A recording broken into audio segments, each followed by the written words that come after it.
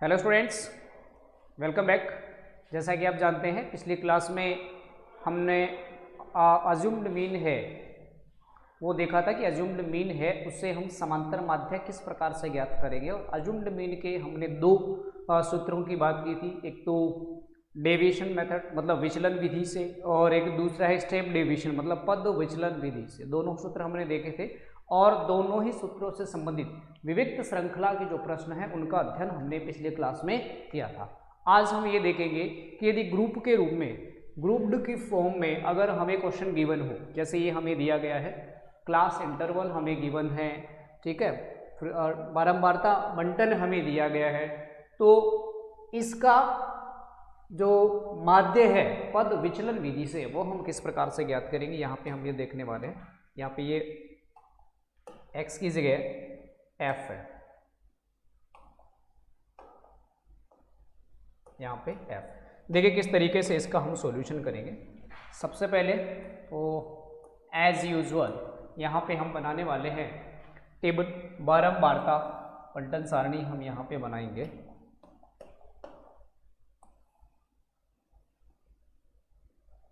ये देखिए, सबसे पहले क्लास इंटरवल 0 से 10, 10 से 20, 20 से 30, 30 से 40, 40 से 50, ये क्लास इंटरवल है, ठीक है। और इसके बाद में आवृत्ति है, फ्रीक्वेंसी कितनी दी हुई है, 0 से 10 की 7, 10 से 20 10, फिर 15, 8 और फिर 10।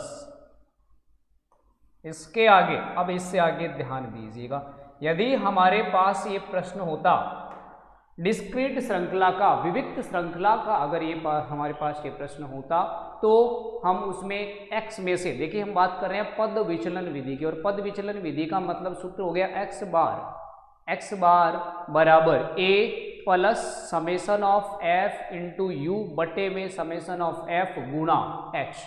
मतलब a का मतलब क्या है, a का मतलब है अज्यूम्ड मीन, कल्पित माध्य, और वो हमें अपनी तरफ से इमेजिन करना है। लेकिन वो कहाँ से मानते हैं हम, वो जो कल्पित माध्य है a है जिसका हम इमेजिनेशन करते हैं वो x के मानों में से होता है, लेकिन यहाँ पे तो हमें x दिया हुआ ही नहीं है, इसलिए यहाँ हमारा पहला काम होता है x का मान ज्ञात करना। और x क्या होता है, x का मतलब है मध्यमान, मिड वैल्यू। और आप जानते हो कि जब भी ग्रुप के रूप में आपको प्रश्न दिया गया हो, x का मान कैसे निकालते हैं हम, lower limit plus upper limit बट्टे में 2। x का मान पहली क्लास इंटरवल में 0 प्लस 10 बट्टे में 2, और 10 बट्टे 2 बराबर कितना होगा 5। 10 बट्टे 2 बराबर कितना होने वाला है 5, तो यहाँ से कितना आ जाएगा 5 आ जाएगा। इसी प्रकार से दूसरा मान निकालेंगे, मैंने आपको बताया था और आसानी से कैसे ज्ञात कर सकते हैं हम। पहला x का मान निकालने के बाद में ये देखिए कि इनका क्लास इंटरवल कितना है, h कितना है, अंतराल कितना है, अंतराल है 10 का, तो इसमें 10 जोड़ दीजिए, 5 और 10 15, 15 और 10 25, 25 और 10 35, और 35 और 10 45। ये x के मान हमने यहाँ से ज्ञात कर लिए। अब x का मान आने के बाद में हम क्या करते हैं, हमें इसमें पद विचलन विधि है वो काम में लेनी है। तो यहाँ इसके लिए हम क्या करेंगे, a मानेंगे, माना a का मतलब कल्पित माध्य। कल्पित माध्य कहाँ से मानेंगे, x के मानों में से, और x के मान कितने हैं यहाँ पे 1 2 3 4 5 मान है, इनमें से कोई एक हमें लेना है। और कोशिश हम ये करते हैं कि एग्जैक्ट बीच वाली वैल्यू हम ये ले लें। तो मैंने मान लिया कि माना a बराबर कितना है 25 है, a बराबर कितना है 25 है। अब क्या ज्ञात करेंगे, d का मतलब विचलन, और विचलन कैसे ज्ञात करेंगे, d बराबर x माइनस a। x के जो भी मान हैं उनमें से जो कल्पित माध्य है हमारा वो हम घटाते जाएंगे। तो 5 में से 25 घटाएंगे कितना बचेगा माइनस का 20, 15 में से 25 घटाएंगे माइनस का 10, 25 में 25 घटाएंगे 0, 25 माइनस 35 माइनस 25 10 और 45 माइनस 25 कितना बचेगा 20। अभी भी मान थोड़े बड़े हैं, हमें पद विचलन विधि काम में लेनी है, तो हम क्या ज्ञात करेंगे u का मतलब क्या होगा d बटे में h। क्या d हमने ज्ञात कर लिया जी, बिल्कुल d हमने ज्ञात कर लिया है। तो अब हमें h के बारे में पता है, क्लास इंटरवल कितना है 10 है, कितना है 10 है। तो ये जो भी d के मान आए हैं हम इन सबको 10 से भाग देंगे, 20 में 10 का भाग देंगे, माइनस का 2 आएगा, माइनस का 1 आएगा, 0 आएगा, 1 आएगा और 2 आएगा। अब बताइए अब क्या करना है, अब हमें यहां से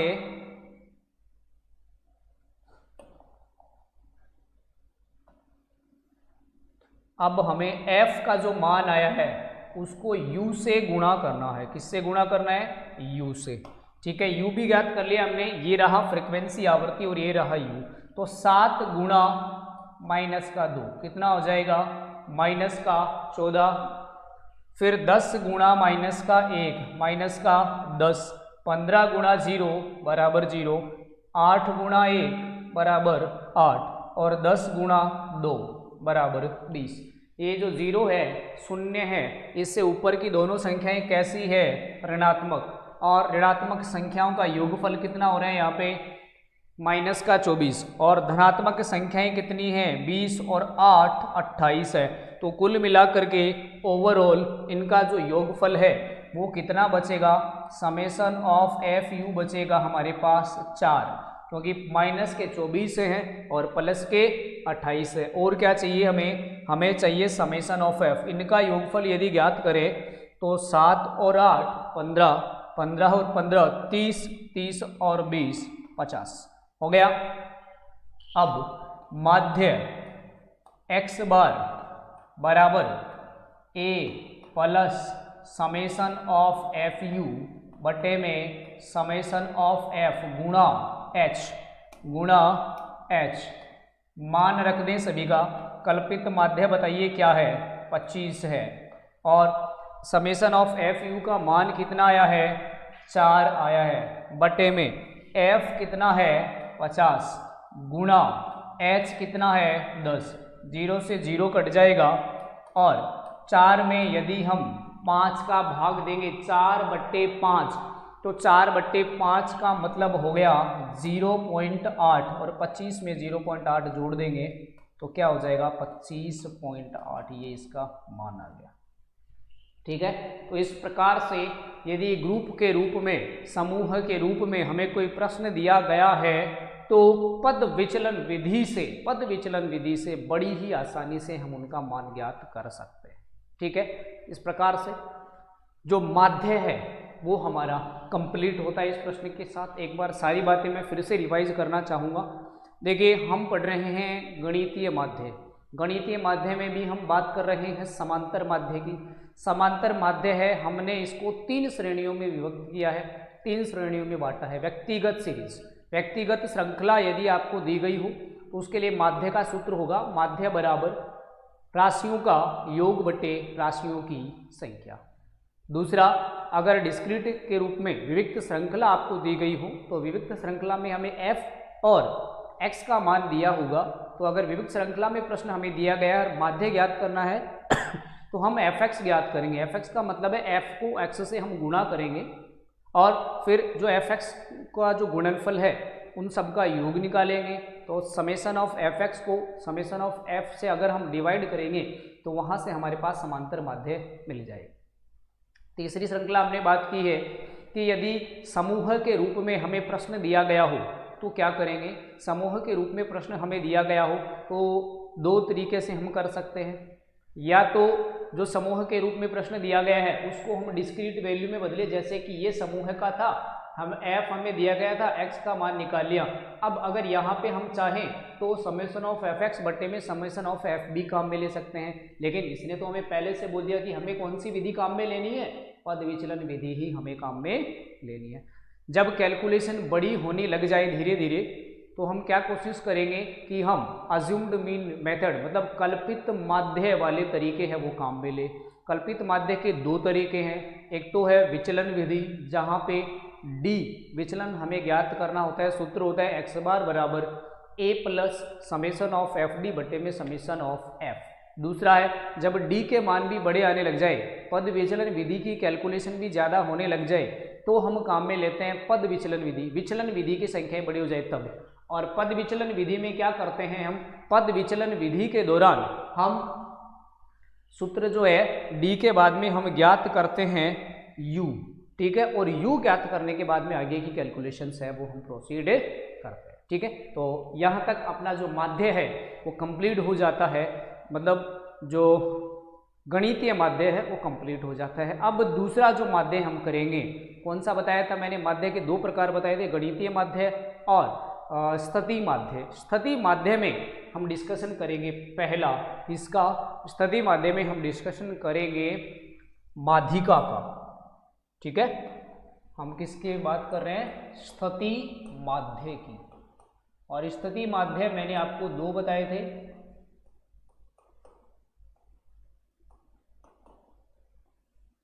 स्थिति माध्य में भी पहला क्या है, माध्यिका है। माध्यिका है, इसको हम इंग्लिश में क्या बोलते हैं, मीडियन कहते हैं माध्यिका को। अच्छा जी, एक्चुअल में इस माध्यिका का मतलब क्या होता है, अगर नॉर्मल भाषा में मैं आपको समझाऊं तो देखो, माध्यिका का एक तरीके से मतलब होता है एग्जैक्ट बीच वाली संख्या। जैसे मान लीजिए मैं यहाँ पे खड़ा हूँ, मेरे बाईं तरफ 4 आदमी और खड़े, दाईं तरफ 4 और खड़े हैं, तो मैं उनके एग्जैक्ट बीच में हो गया, 4 बाईं तरफ 4 दाईं तरफ, तो एग्जैक्ट बीच में मैं। तो ये जो मानव की जो श्रृंखला बनी है, इसे हम बोलते हैं कि ये श्रृंखला बन गई और इस श्रृंखला के एग्जैक्ट बीच में मैं हूँ। इसका मतलब यहाँ इसकी जो माध्यिका है मैं हो गया। मतलब माध्यिका का नॉर्मल सा मतलब ये है कि एग्जैक्ट बीच में, एकदम बिल्कुल बीच में जो संख्या आए वही होती है दिए गए अंकों की माध्यिका। अब यहाँ पे फिर से हमारे सामने दो समस्याएं होती हैं, जैसे मान लो 1 2 3 4 5, ये 5 ऑब्जर्वेशन से 5 परीक्षण है जो हमें दिए गए हैं। कितने हैं, 5। 5 का मतलब एक विषम संख्या है। तो जब भी हमारे पास विषम परीक्षण होते हैं, एग्जैक्ट बीच में केवल एक ही संख्या आती है, केवल एक ही संख्या, और वही क्या होती है, इसका माध्य होती है। परंतु यदि ये ऑब्जर्वेशन सम संख्या में आ जाए, जैसे मान लो ये आ गए 6 हो गए, और जब 6 हो जाएंगे तो आप देखो 2 इधर छोड़ दिए, 2 इधर छोड़ दिए, एग्जैक्ट बीच में 2 बच गए। अब कौन सा होगा माध्यिका, अब माध्यिका कहाँ से आएगी, इन दोनों का हम योगफल ज्ञात करेंगे और इन दोनों को 2 से भाग दे देंगे इसके योगफल को, तो यहाँ से जो रिजल्ट आएगा वो क्या होगा, इसकी माध्यिका। आ रही है बात समझ में।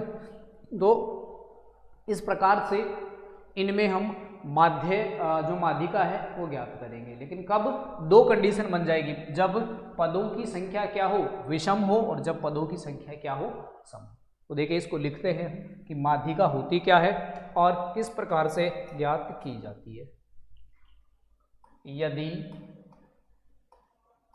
n चर, n क्या है, चरों की संख्या, यदि n चर आरोही या अवरोही क्रम में व्यवस्थित हो, आरोही या अवरोही, आरोही का मतलब असेंडिंग ऑर्डर, आरोही या अवरोही क्रम में व्यवस्थित हो। तो देखो इसने एक शर्त बता दी कि जो चर है वो किस रूप में व्यवस्थित होने चाहिए, आरोही या फिर अवरोही। यदि n चर आरोही या अवरोही क्रम में व्यवस्थित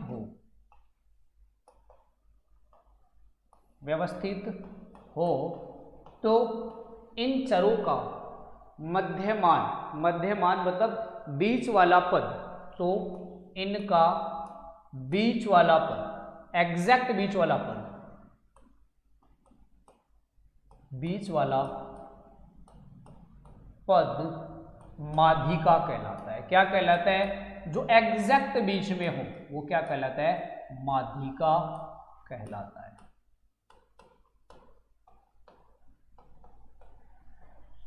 समझ गए, ये किसके लिए बात कर रहे हैं, ये हम बात कर रहे हैं माध्यिका में भी व्यक्तिगत सीरीज के लिए, ठीक है। ये कब है, व्यक्तिगत सीरीज के लिए, जब हमारे पास इंडिविजुअल सीरीज हो। मैंने आपको स्टार्टिंग में भी कहा था, प्रत्येक प्रकार के जो प्रश्न हैं उनके 3 तरीके से बात करेंगे, व्यक्तिगत श्रृंखला में, विविक्त श्रृंखला में और समूह के रूप में। तीनों तरीके से हम इनका देखने वाले हैं। तो सबसे पहले हम बात कर रहे हैं व्यक्तिगत सीरीज में, इंडिविजुअल सीरीज जिसको हम बोलते हैं, व्यक्तिगत श्रृंखला।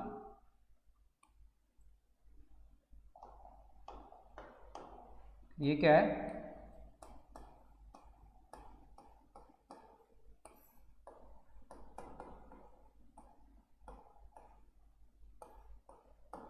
चलिए,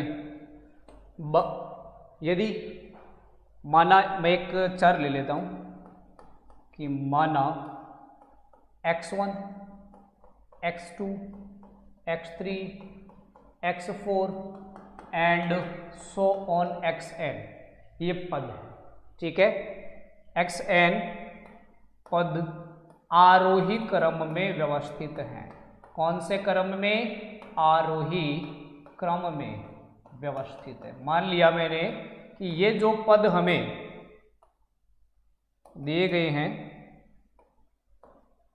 ये आरोही क्रम में व्यवस्थित है। चलिए, यदि ये आरोही क्रम में व्यवस्थित है और इनकी माध्यिका हमें ज्ञात करनी है, तो यहां से हमारे पास दो केस बन जाते हैं।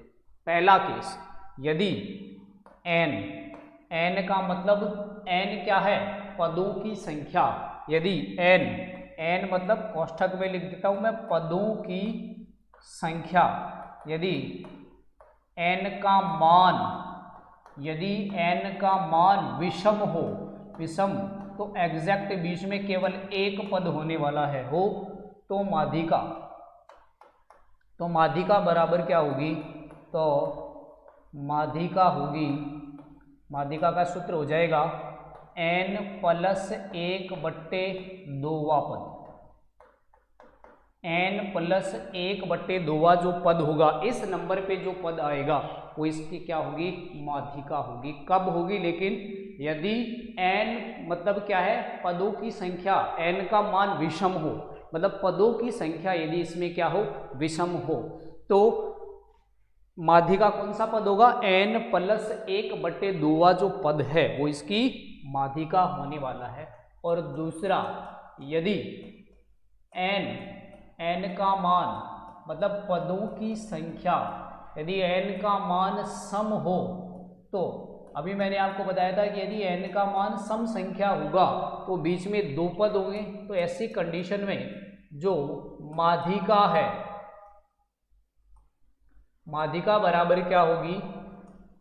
n/2 पद प्लस n/2 प्लस 1वां पद और बटे में 2।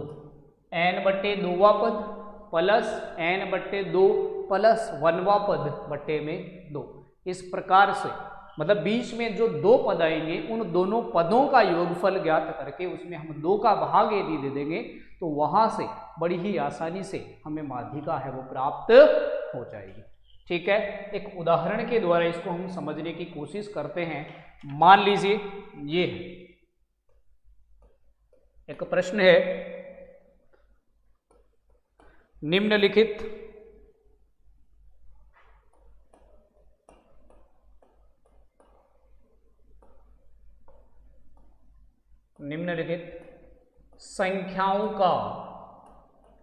संख्याओं की माध्यिका ज्ञात कीजिए। क्या ज्ञात कीजिए? माध्यिका। और संख्याएं क्या दी गई है हमें? कुछ इस तरीके से दी गई है, 37, 31, 42, 43, 46, 25, 39, 45 और 32। ठीक है, इस तरीके से ये हमें एक प्रश्न दिया गया है और हमें क्या करना है? हमें इसकी माध्यिका ज्ञात करनी है। माध्यिका का मतलब क्या हो गया? मीडियन। हमें इसका मीडियन ज्ञात करना है। तो देखिए, जब भी हमें माध्यिका ज्ञात करनी हो और व्यक्तिगत श्रृंखला के रूप में हमें प्रश्न दिया गया हो, तो सबसे पहला हमारा काम होता है कि ये जो ऑब्जर्वेशंस, ये जो प्रेक्षण हमें दिए गए हैं, इनको हम आरोही या फिर अवरोही क्रम में व्यवस्थित करें, या तो आरोही या फिर अवरोही। तो उपर्युक्त संख्याओं को अब आरोही क्रम में व्यवस्थित, जैसे आपकी मर्जी, अगर आप चाहें तो अवरोही क्रम में भी व्यवस्थित कर सकते हैं। तो आरोही क्रम, संख्याओं को आरोही क्रम में व्यवस्थित करने पर, संख्याओं को आरोही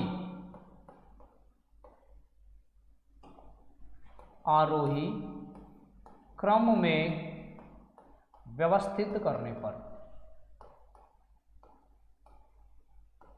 सबसे पहला काम यही है कि हमें इन संख्याओं को आरोही या फिर अवरोही क्रम में व्यवस्थित करना है।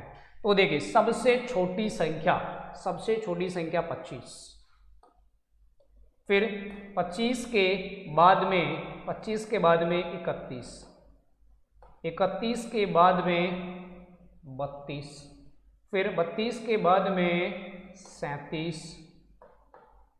फिर 37 के बाद में 39, फिर 39 के बाद में 42, 43, 45 और 46। यहाँ पे पहला काम हमने कर दिया। पहला काम क्या किया, जो संख्याएं हमें दी गई थी उनको हमने आरोही क्रम में व्यवस्थित कर दिया। अब दूसरा काम, यहाँ पे हमें पदों की संख्या ज्ञात करनी है, चूंकि यहाँ अच्छा n पदों की संख्या देखिए कितने पद हैं, 1 2 3 4 5 6 7 8 9, यहाँ n बराबर 9 है। n बराबर क्या है, 9। n का मतलब पदों की संख्या, और 9 कैसी संख्या है, एक विषम संख्या है। कैसी संख्या है, विषम संख्या, अतः माध्यिका। सूत्र एक बार पुनः हम लिखेंगे, माध्यिका बराबर क्या होगा, माध्यिका बराबर होगा n प्लस 1/2 पद, n प्लस 1/2 पद। तो यहाँ से जो माध्यिका है वो n का मतलब कितना है, 9 प्लस 1/2 पद। अच्छा जी, 9 और 1 कितना होता है, 10। 10 में 2 का भाग देंगे तो 5वां पद। मतलब आरोही क्रम में व्यवस्थित करने के बाद में जो पद आया है वो है 5वां पद। तो देखिए यहाँ पे 5वां पद कौन सा है, पहला, दूसरा, तीसरा, चौथा और 5वां। ये है दी गई श्रृंखला का 5वां पद 39, और जो 5वां पद है वो क्या हो गया, इसकी माध्यिका हो गया। अतः माध्यिका m बराबर क्या हो गया, यहाँ पे 39 हो। तो इस प्रकार से बहुत ही आसानी से व्यक्तिगत श्रृंखला के रूप में हमें अगर प्रश्न दिया गया है तो सबसे पहले आप उसे आरोही अथवा अवरोही क्रम में व्यवस्थित करें। अगर हम इसको अवरोही क्रम में भी व्यवस्थित कर दें, 46, 45, 43, 42, 39, 37, 32, 31 और 25, तो भी 5वां पद इधर से फिर काउंट करते हैं हम तो यही आता 39। माध्यिका के मान में किसी भी प्रकार का कोई परिवर्तन नहीं होता। आगे बात समझ में। दूसरा प्रश्न, हम एक और उदाहरण इसका समझने की कोशिश करते हैं। दूसरा उदाहरण देखिए, इससे संबंधित हमें दिया गया है कि यदि निम्नलिखित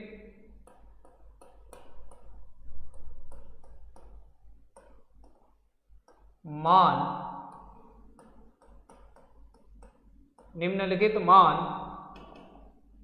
आरोही क्रम में व्यवस्थित हैं, आरोही क्रम में व्यवस्थित हों,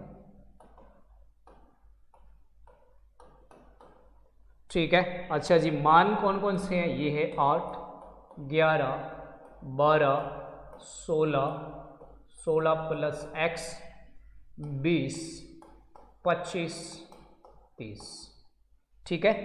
निम्नलिखित मान, यदि को हटा देते, निम्नलिखित मान आरोही क्रम में व्यवस्थित हैं। 8, 11 मतलब असेंडिंग ऑर्डर हमें पहले से दिया हुआ है, व्यवस्थित करने की जरूरत नहीं है। यदि क्या है, यदि माध्यिका 18 हो, यदि इनकी माध्यिका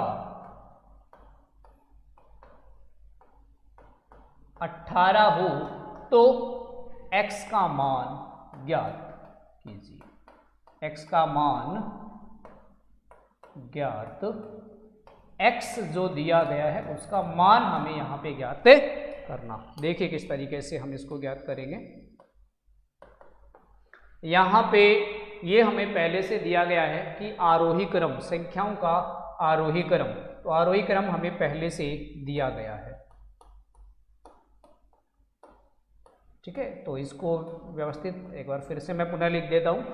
8, 11, 12, 16, 16 प्लस x 20, 25 और 30। यहाँ n बराबर पदों की संख्या, देखिए कितने पद है, 1 2 3 4 5 6 7 और 8। यहाँ n बराबर 8 और 8 क्या है, 8 है एक सम संख्या। तो देखो अगर नॉर्मल वे में हम देखें तो 3 पद यदि मैं इधर छोड़ दूं, 3 पद इधर छोड़ दूं तो एग्जैक्ट बीच में ये 2 पद आ रहे हैं। ठीक है, ये 2 पद आ रहे हैं, तो इन दोनों का योगफल बट्टे में क्या करेंगे, 2 करेंगे, तो वहां से हमें माध्यिका का मान मिल जाएगा। और सबसे बड़ी बात यहाँ पे हमें पहले से बताया गया है कि माध्यिका आखिर में है कितनी, 18 है। लेकिन सूत्र से हमें करें तो n बराबर कितना है, 18, अतः माध्यिका, और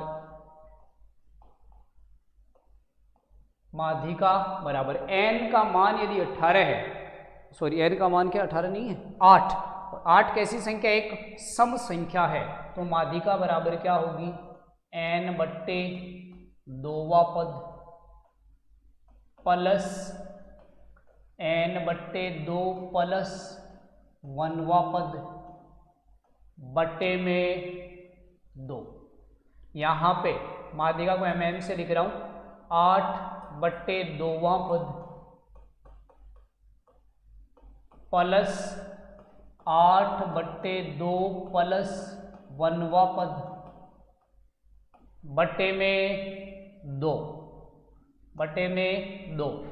तो 8 बट्टे 2, 8 बट्टे 2 मतलब क्या हो गया, 4, 4वां पद मतलब चौथा पद, और 8 बट्टे 2 प्लस 1 मतलब 5वां पद बट्टे में 2। क्या माध्यिका का मान हमें दिया गया है 18, माध्यिका हमें कितनी दी गई है 18। चौथा पद देखिए, इसका चौथा पद कौन सा है, पहला, दूसरा, तीसरा, चौथा और पांचवा, 16 प्लस x, तो चौथा पद 16 और पांचवा 16 प्लस x बट्टे में 2। सोल्व करके x का मान ज्ञात कर दीजिए। तो 18 बराबर 16 प्लस 16 32 प्लस x बट्टे में 2, क्रॉस मल्टीप्लाई करेंगे तो 18 दूनी 36 बराबर 32 प्लस x, हमें क्या करना है, x का मान ज्ञात करना है, तो 36 माइनस के 32 बराबर 4। ये क्या आ गया, इसका आंसर आ गया। मतलब जब माध्यिका हमें पहले से दी गई है तो हम किस तरीके से इसका मान ज्ञात करेंगे, ये आपके सामने है कि निम्नलिखित मान आरोही क्रम में व्यवस्थित है। ये सबसे बड़ी बात है कि हमें पहले से ये कहा गया है कि ये जो मान आपको दिए गए हैं ये किस प्रकार से है, ये सारे के सारे आरोही क्रम में व्यवस्थित है, असेंडिंग ऑर्डर में है। और यदि ये असेंडिंग ऑर्डर में है तो इनका मान ज्ञात करना हमारे लिए काफ़ी आसान, क्योंकि अगर ये असेंडिंग ऑर्डर में नहीं होते, ऐसा नहीं दिया हुआ था, तो इनको असेंडिंग ऑर्डर में लिखना, क्या पता ये 16 प्लस एक्स कहाँ पे हो सकता है, ये 20 से बड़ा हो, x का मान कुछ भी हो सकता है, लेकिन ऐसा इसने हमें दे दिया कि ये पहले से ही आरोही क्रम में व्यवस्थित हैं।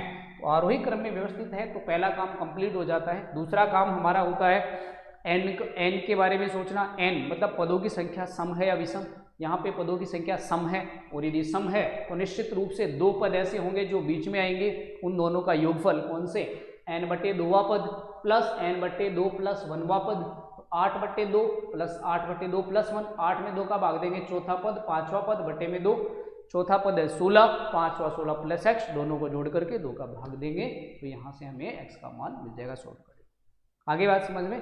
तो आज नया पॉइंट हमने स्टार्ट किया है माध्यिका, और माध्यिका में जो फर्स्ट टाइप का जो प्रश्न है व्यक्तिगत श्रृंखला के प्रश्न, वो हमारा कंप्लीट हो जाता है। अगला है कि फ्रीक्वेंसी डिस्ट्रीब्यूशन के रूप में, आवर्ती के रूप में या विविक्त रूप में आपको प्रश्न दिया गया हो उसकी माध्यिका कैसे ज्ञात की जाती है और ग्रुप के रूप में उन दोनों का डिस्कशन अगले क्लास में करेंगे। तब तक के लिए thank you, bye bye and take care.